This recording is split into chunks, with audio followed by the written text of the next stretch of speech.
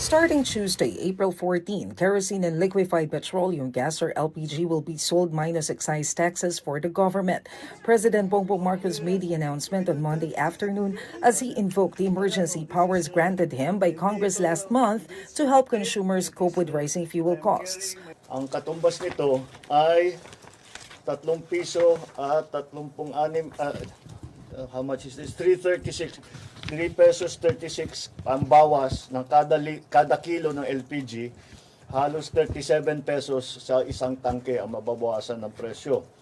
At 565 pesos 60 centavos kada litro ng kerosene. Many, however, were expecting that excise taxes on diesel and gasoline will be included as the transport sector and motorists mainly use both.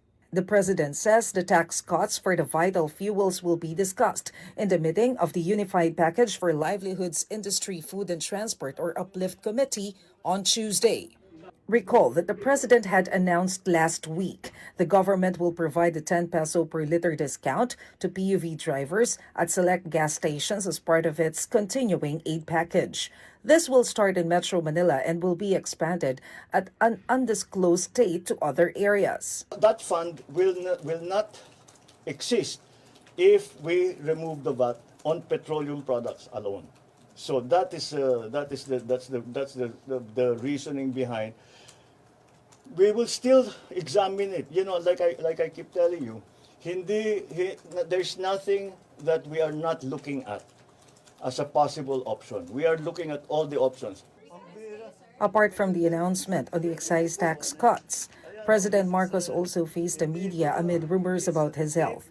He took personally dispel the rumors, even doing jumping jacks as he walked to the podium. He also addressed reports of AI-generated materials being used to cover up his absence.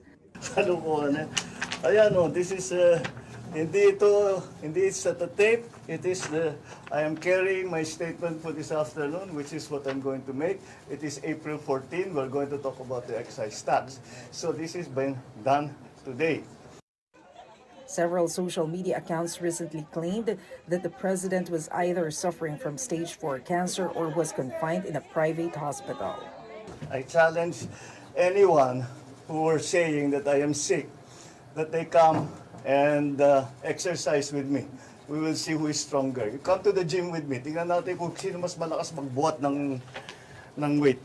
Kaya mula ngayon, yung mga taong yan na nagsabi sa inyo na may sakit ako, na baldado na ako, ngayon alam ninyo, puro sinungaling ng mga yan. Kaya't lahat ng sasabihin ng mga yan, kasinungalingan. Now you know who the liars are and who is telling the truth. Marcos said he last went to the hospital some 2 or 3 months ago for a scan to confirm that his diverticulitis has completely healed.